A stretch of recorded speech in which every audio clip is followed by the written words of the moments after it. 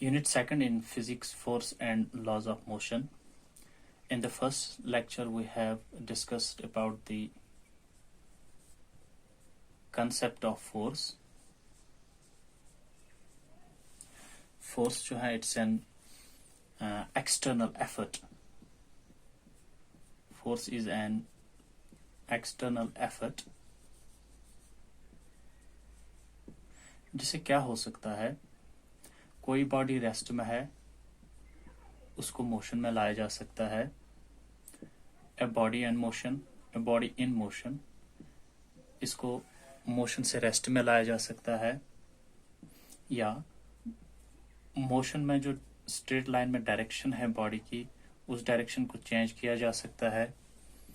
Fourth one, जो speed है उसे इंक्रीज या डिक्रीज किया जा सकता है by applying the force. And the fifth one, the dimensions of the body, shape and size of the body can change because of the external force, external effort. So ये चीज़ें हैं कि हम डिफाइन करते हैं फोर्स को कि एक एक्सटर्नल एफर्ट है जिसे किसी बॉडी को रेस्ट से मोशन में लाया जा सकता है या मोशन से रेस्ट में लाया जा सकता है. Change the direction of the body जो मूव कर रही है, and speed of the body को चेंज किया जा सकता है, या डायमेंशंस ऑफ द बॉडी. इसमें जो हमने दो टर्म्स डिस्कस की, we have discussed the term balanced force. These two terms are related to the force, and unbalanced forces. Balanced forces में हमने ये कहा आपसे कि जब बॉडी पे जो फोर्सेस एक्ट कर रहे हैं और उसका टोटल जो है, the resultant of the all forces will be zero. और बैलेंस्ड फोर्सेस से सिर्फ एक चीज हो सकती है, change in shape and size of the body. That is dimension change हो सकते हैं by applying these balanced forces. बाकी जो है मोशन, डायरेक्शन या स्पीड या रेस्ट से मोशन में लाना, इन सब में there is the role of unbalanced forces. If the resultant of all the forces acting on the body will not be equal to, वो जीरो के बराबर नहीं होगा. So we can say the resultant of all the forces is non zero. अगर एक side में body के, suppose इस साइड में we are applying a force of 5 newton और इस साइड में हम अप्लाई कर रहे हैं सिर्फ फोर्स ऑफ 10 न्यूटन. अगर इस बॉडी में मोशन आई, अगर इस छोटी सी बॉडी होगी, then the resultant of the forces will be 5 newton. यहाँ से हम 5 न्यूटन अप्लाई कर रहे हैं, यहाँ से 10 newton. So the net force acting on the body is 5 newton and it will move the body towards the west. Now we'll come to the laws of the motion. और इसमें जो laws है, there are 3 laws of motion and these laws were given by Newton. So we have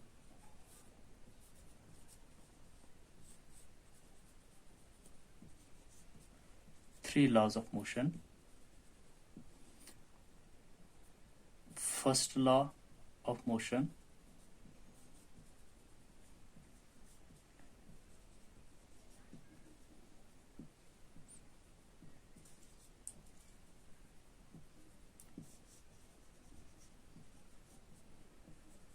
second law of motion, and we have the third law of motion.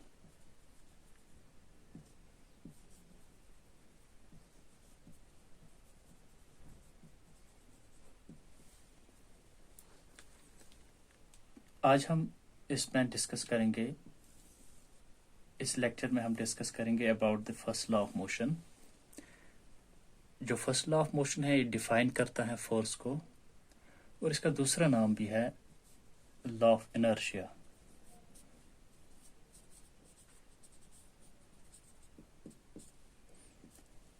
और फिर आगे जाके हम second law, इससे हम डिराइव करेंगे equation of the force, and then we have the third law of motion, to every action there is an equal and opposite reaction.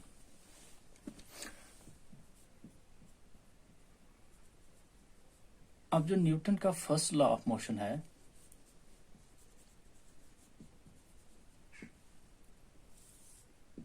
एक scientist था, उसका नाम था गैलीलियो।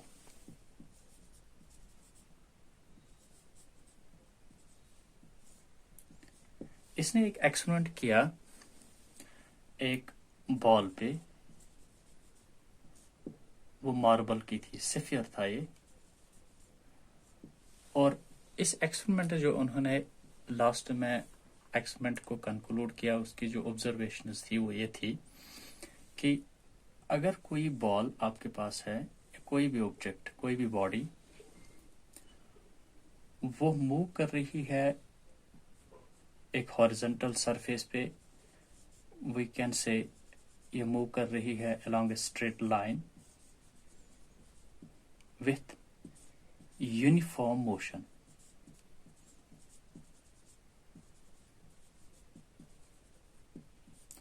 सपोज हम किसी बॉल को किक करते हैं, when we kick the ball, after some time जो बॉल जो है it will come to rest. ये बॉल जो है, इसको आप किक कर रहे हो, मान लीजिए ये फुटबॉल है, इसको आप किक कर रहे हो, you are applying force on the ball, और ये रेस्ट से मोशन में आ जाती हैं। कुछ टाइम के बाद it will come to rest. Reason इसके लिए है, फर्स्ट, अगर ग्राउंड पे है then it will come in contact with the ground, और लास्ट लेक्चर में हमने ये पॉइंट आपको बता दिया कि फिर ग्राउंड के साथ there will be a force, frictional force between the two surfaces, ball की और ग्राउंड की। फ्रिक्शनल फोर्स जो है, ये इसकी वजह से बॉल जो है it will come to rest, because frictional force will opposite direction में, ये frictional force will act in opposite direction. अगर बॉल की मोशन इस डायरेक्शन में है, सो फ्रिक्शनल फोर्स की डायरेक्शन ये होगी, सो इसकी वजह से बॉल जो है it will come to rest. Second case, अगर ये एयर में जा रही है बॉल, एयर की रेजिस्टेंस की वजह से, because of the resistance of the air, इसकी मोशन को रोकने के लिए, and this ball will finally come to rest. So first case it may be, we can say it may be the frictional force. अगर ये ball motion में है, frictional force की वजह से ये रुकेगी, और एयर की रेजिस्टेंस से जो बॉल है it will come to rest. Now come here, जो गैलीलियो था, इसने ऑब्जर्व किया कि अगर हम ये कंसिडर कर लें कि ये फोर्सेस इस बॉल पे एक्ट नहीं कर रहे हैं, या आपका जो ऑब्जेक्ट है, इस पे कोई भी external, these are the unbalanced forces, external unbalanced forces इस पे एक्ट नहीं कर रहे हैं, that means इस बॉल की जो मोशन है, इसको कोई भी फोर्स कम नहीं कर रहा है। एक्सटर्नल अनबैलेंस्ड फोर्सेस इसकी मोशन को नहीं रोक रहे हैं, कम नहीं कर रहे हैं। This ball will continue to move along the straight line, along the straight path, unless और until some external force जो है वो इसे ना रोके। So that means अगर इस बॉल पे कोई external unbalanced force जो है वो इसकी स्पीड को, इसकी मोशन को कम नहीं कर रहा है, it will continue to move along the straight line infinity तक। ओके, गैलीलियो की ऑब्जर्वेशन जो थी, उसका कंक्लूजन में उन्होंने लिखा कि an external unbalanced force is required to initiate the motion। अगर कोई ऑब्जेक्ट रेस्ट में है, उसको आपको मोशन में लाना है, you had to apply force। अब आपने अप्लाई फोर्स किया, अब ये ऑब्जेक्ट जा रहा है विथ सम यूनिफॉर्म स्पीड, इसकी मोशन जो है वो कम नहीं होगी, it will not come to rest तब तक जब तक इस पे कोई एक्सटर्नल अनबैलेंस्ड फोर्स, जैसे मैंने आपको कहा फ्रिक्शनल फोर्स है, रेजिस्टेंस ऑफ द एयर है, ये अप्लाई नहीं होगी। अगर इन चीज़ों को हम बाहर निकालें, फ्रिक्शनल फोर्स को और रेजिस्टेंस को हम बाहर निकालें, so this object will continue to move along the straight line with uniform motion.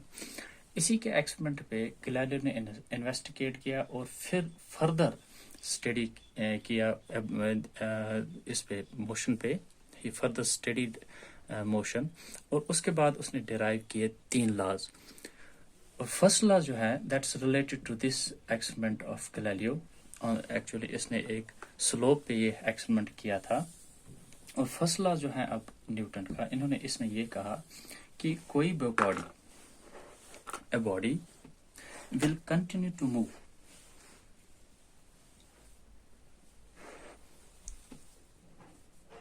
a body will continue to remain in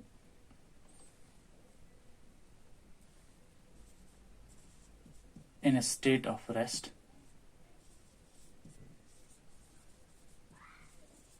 or in a state of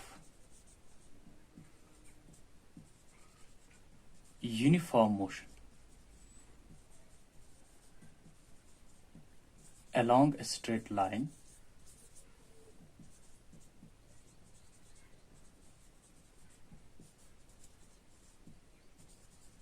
unless some external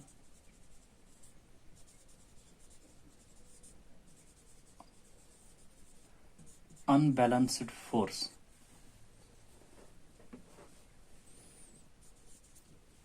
is applied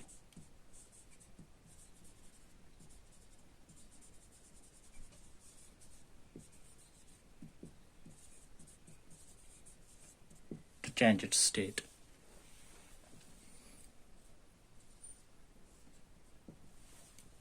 अब आपके पास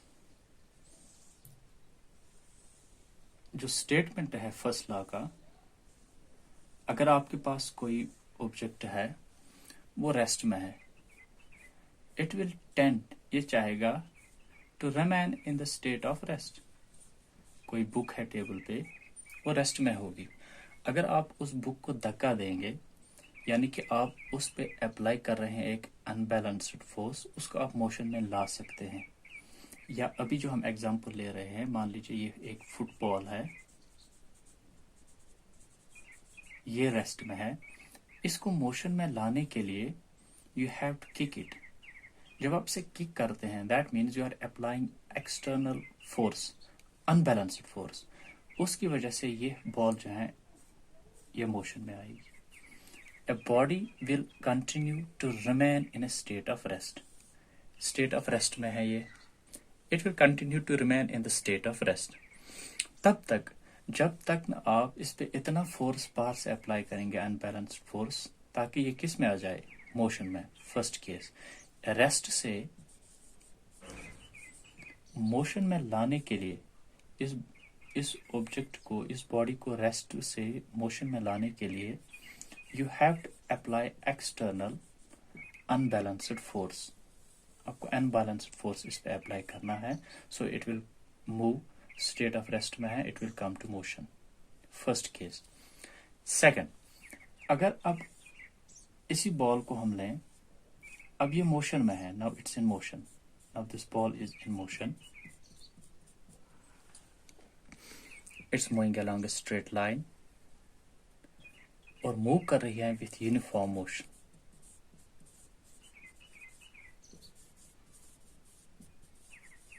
uniform speed है इसकी। अगर इस पे बाहर के forces, जैसे मैंने आपको 2 एग्जांपल्स इसमें दी, एक है इसमें we have first frictional force,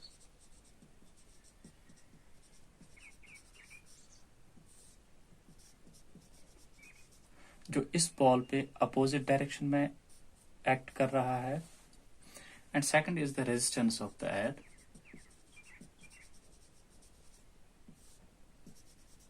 ये भी अपोजिट डायरेक्शन में इस पे एक्ट कर रहा है। सो दैट मीन्स अगर ये 2 फोर्सेस इस पे एक्ट नहीं कर रहे हैं, so this ball will continue to remain in its state. इसकी स्टेट क्या है?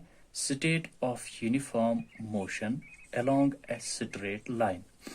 Along a straight line, it will continue to move with uniform motion. लेकिन कंडीशन है जब इस पे बाहर के जो अनबैलेंस्ड फोर्सेस हैं, एक्सटर्नल एफर्ट्स जो है, फोर्स है जो इस पे अप्लाई हो रहा है, एक्ट कर रहा है, वो इस पे एक्ट ना करे, तब ये यूनिफॉर्म मोशन में कंटिन्यूअसली मूव कर सकता है. लेकिन चूंकि इन फोर्सेस की वजह से ये बॉल जो है after some time we know it will come to rest. It will come to rest after some time. The ball will come to rest. अब स्टेटमेंट क्या है हमारे फर्स्ट लॉ का? फर्स्ट लॉ ऑफ मोशन हमें जो है, ये मैंने कहा आपसे कि इट डिफाइंस फोर्स. अब यहाँ पे डिफाइन कर रहा है फोर्स. फोर्स हमने कहा इट्स एन एक्सटर्नल एफर्ट जिससे कोई ऑब्जेक्ट जो रेस्ट में है it can come to motion, या कोई ऑब्जेक्ट मोशन में है, कोई ऑब्जेक्ट मोशन में है, it can come to rest because of the force, और अनबैलेंस्ड फोर्स हम कह सकते हैं. सो दो चीजें यहां पर. फर्स्ट कि आपकी जो बॉडी है फ्रॉम रेस्ट टू मोशन या फ्रॉम मोशन टू रेस्ट, यहां पर दोनों कंडीशंस में हमने डेफिनेशन जो पढ़ी है फोर्स की, कि रेस्ट से मोशन में लाना या मोशन से रेस्ट में लाना ऑब्जेक्ट को, बॉडी को, उसे हम कहते हैं, वो डिफाइन करता है force. So we can say जो फर्स्ट लॉ है इट डिफाइन्स फोर्स. फोर्स क्या है? एक्सटर्नल एफर्ट जो किसी बॉडी को जो रेस्ट में होगी, in a state of rest, इसको मोशन में ला सकता है, या कोई है in a uniform motion along a straight line, उसको रेस्ट में ला सकता है. So it defines, first law defines force. अब इसमें कंडीशन आपको याद रखनी है जो हम कहते हैं, a body will continue to remain in a state of rest or in a state of uniform motion along a straight line unless, तब तक जब तक कि उस बॉडी पे कोई external and unbalanced force act ना करे. अगर एक्सटर्नल अनबैलेंस्ड फोर्स उस बॉडी को क्या कर सकता है, एट रेस्ट में है इसको मोशन में ला सकता है, या मोशन में है इसको the body will come into rest. Now the second case, कि इसे लॉ ऑफ इनर्शिया क्यों कहते हैं? Why first law is known as the law of inertia. जो हमारा फर्स्ट लॉ है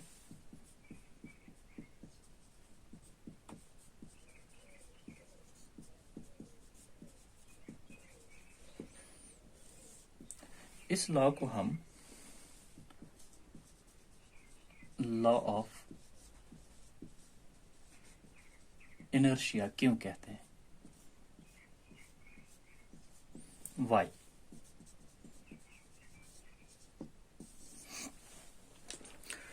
सपोज आपके पास एक बॉडी है और ये आपके पास दूसरी बॉडी है. Not take them of the same size.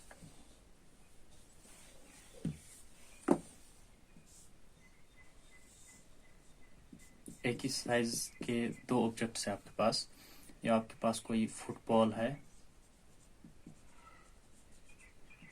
Spherical होता है, बॉल सफेरिकल होती है, और ये जो है इट्स ऑल्सो सफियर. लेकिन मान लीजिए ये स्टोन है आपके पास, या आयरन का कोई ऑब्जेक्ट है सफेरिकल इन शेप. अगर आप इसको किक करते हो, kick means you are applying force, unbalanced force, this ball will come into motion. Simple है समझने के लिए. लेकिन अगर हम यही फोर्स आप इसे लात मारोगे, it will hardly move. First law में हमने देखा a body will continue, or we can say it will tend to remain in its state. A body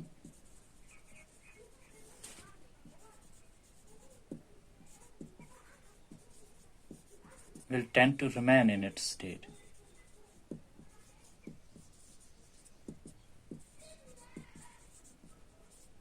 state है हमारे पास दो, एक है state of rest and state of uniform motion. इसमें दो चीजें हैं, एक है स्टेट ऑफ रेस्ट आपकी जो बॉडी है वो रेस्ट में है या in a state of uniform motion.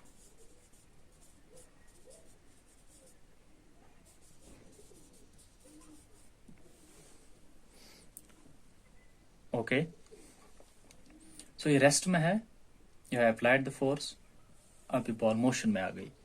लेकिन यहां पर आपने यही फोर्स अप्लाई किया, लेकिन जो आपका ये स्फीयर है इट हार्डली मूव्ड। अब यहां पर दोनों ऑब्जेक्ट्स आपके रेस्ट में है, ये ऑब्जेक्ट भी चाहता है कि मैं रेस्ट में ही रहूं, लेकिन जब आपने फोर्स अप्लाई किया वो फोर्स इतना ज्यादा था कि ये बॉडी जो है मोशन में आ गई। लेकिन यहां पर जब आपने इतना ही फोर्स अप्लाई किया सेकंड केस में, say this our first case and this our second case, लेकिन यहां पर ये बॉडी हार्डली मूव हुई। रीजन क्या है? रीजन है कि इसका मास जो है, mass of this body is small as compared to the mass of this body. Okay, ये भी रेस्ट में है लेकिन मोशन में आ गई because of the external force. ये भी रेस्ट में है लेकिन बट इट हार्डली मूव्ड, या हम कहेंगे it still is in the state of rest. So हम ये कहेंगे कि अगर बॉडी का मास ज्यादा होगा, वो बॉडी रेस्ट में है, उसको मोशन में लाना है, आपको चाहिए less force, you need less force. अगर इसे मोशन में आना, you must apply large force, ताकि ये बॉडी जो है it will come into motion. So that means यहां पर स्टेट का चेंज होना इस रेस्ट से मोशन में लाने के लिए, यहां पर ये डिपेंड करता है on the mass of the body. It is dependent on the mass of the body. अब mass जो है, inertia क्या है? Inertia है, it is the inability of the body. Inertia है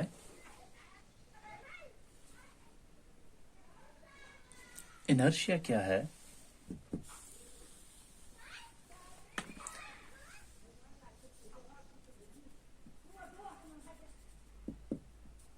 इनर्शिया है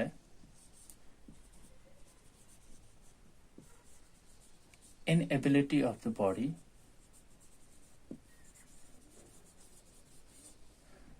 to change by itself its state।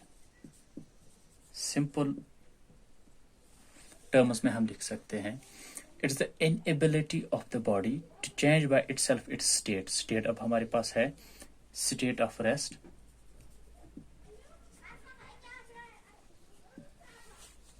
And state of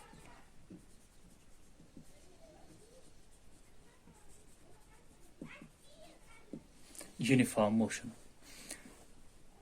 एक body जो है उसकी inability to change state of rest, आपके पास कोई टेबल है, सपोज ये कोई टेबल है और इस टेबल पे कोई बुक है,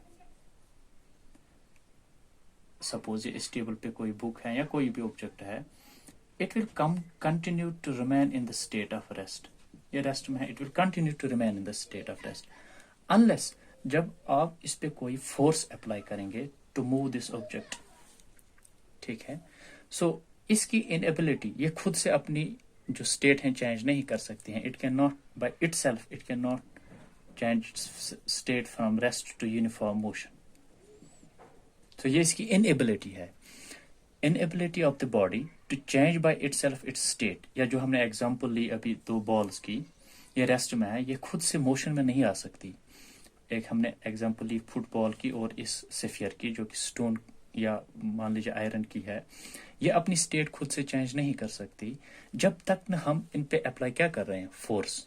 ठीक, it is inability of the body to change by itself its state, state of rest या स्टेट ऑफ यूनिफॉर्म मोशन। लेकिन जब हम इस पे फोर्स अप्लाई करेंगे स्टेट चेंज होगी, लेकिन अब जो बॉडी है उसका जितना मास होगा, उस बॉडी का जितना मास होगा उतना ही हमें अप्लाई करना होगा फोर्स। सो वी कैन से किसी भी बॉडी की स्टेट को, inertia, state means we can say state is now inertia, state of uniform motion या state of rest, किसी भी बॉडी की वो उसका inertia है, inability of the body to change by itself its state। अब इसकी स्टेट या तो हो सकती है स्टेट ऑफ रेस्ट, ये रेस्ट में है ऑब्जेक्ट, एक ही जगह है, या ये मूव कर रहा है। In the second case the object is moving with uniform motion, uniform speed. अब ये यूनिफॉर्म मोशन से रेस्ट में खुद से नहीं आ सकता है, इस पे क्या अप्लाई हो रहे हैं, एक्सटर्नल फोर्स, अनबैलेंस्ड फोर्स, या ऑब्जेक्ट रेस्ट से मोशन में नहीं आ सकता है, इस पे हमें अप्लाई करना होगा, we have to apply force on the object. Okay, अब ये फोर्स जो है it is related to the mass. How, यहाँ पर अब इनएबिलिटी में of the body to change by itself its state, अब मास जितना ज्यादा होगा उतना ही हमें अप्लाई करना होगा फोर्स, जितना मास ज्यादा होगा उतना ही हमें अप्लाई करना होगा फोर्स। किसके लिए, चाहे हमें बॉडी को रेस्ट से मोशन में लाना है फर्स्ट केस में, चाहे यूनिफॉर्म मोशन से इसे रेस्ट में लाना है, उतना ही फोर्स हमें फोर्स की जरूरत होगी to change the state of the object और state of the body. So we can say जो मास है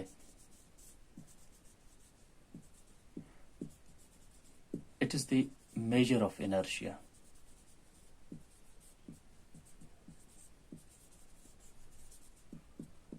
कैसे, अब मास जितना ज्यादा है, अगर कम मास है, less, if mass is less, अगर ऑब्जेक्ट छोटा है, कम फोर्स की जरूरत होगी इसको रेस्ट से मोशन में लाने के लिए, यूनिफॉर्म मोशन में। लेकिन अगर ऑब्जेक्ट ज्यादा बड़ा है, उसका मास ज्यादा है, more force will be required ताकि इस ऑब्जेक्ट को हम ला सकते हैं इन यूनिफॉर्म मोशन। अगर आपके पास मान लीजिए यह है वह बॉक्स और ये बॉक्स खाली है, इसको मूव करना है, you will apply the force and it will move. लेकिन अगर इसी बॉक्स के अंदर मान लीजिए you have put the iron objects, अब आप यही फोर्स अप्लाई कर रहे हो but it hardly moves, it is still in the state of rest because larger force will be required to change this state. अब इस बॉक्स की जो है स्टेट वो रेस्ट है, ये खुद से मोशन में नहीं आ सकता है, इसके लिए हमें अप्लाई करना है फोर्स। लेकिन यहाँ पर अगर ये ऑब्जेक्ट जो है इसका मास ज्यादा है, इसको मोशन में लाने के लिए you need larger force. So we can say mass is the measure of inertia. अब जितना मास ज्यादा होगा, सिंपल टर्म्स में जितना मास ज्यादा होगा उतनी ही जरूरत होगी एक्सटर्नल अनबैलेंस्ड फोर्स की टू मूव द ऑब्जेक्ट। उसको मूव करने के लिए, उस ऑब्जेक्ट को मूव करने के लिए उतनी ही ज्यादा फोर्स की जरूरत होगी to change the state of the object. So ये था कि जो फर्स्ट लॉ है इसको हम क्यों कहते हैं law of inertia. I will repeat again, inertia है कोई बॉडी रेस्ट में है या कोई बॉडी यूनिफॉर्म मोशन में है, वो खुद से अपनी स्टेट चेंज नहीं कर सकती जब तक न उस पे अप्लाई होगा कोई एक्सटर्नल फोर्स। अब इनर्शिया जो है इट्स रिलेटेड टू मास। अगर आपके पास मास कम है, ये रेस्ट में है, ये खुद से अपनी स्टेट चेंज नहीं कर सकता है। अब अगर आप इस पे फोर्स अप्लाई करेंगे, मास कम है, small force will be required. अब मास ज्यादा है तो larger force will be required to move the object. So in this way we say mass is the measure of inertia. Object rest में है या ये ऑब्जेक्ट रेस्ट में है, ये बड़ा है, ये छोटा है। सो इसका इनर्शिया क्या है, स्टेट ऑफ रेस्ट में है ये। सो इसको मोशन में लाना है, we will need smaller force. ये बड़ा है, we will need more force.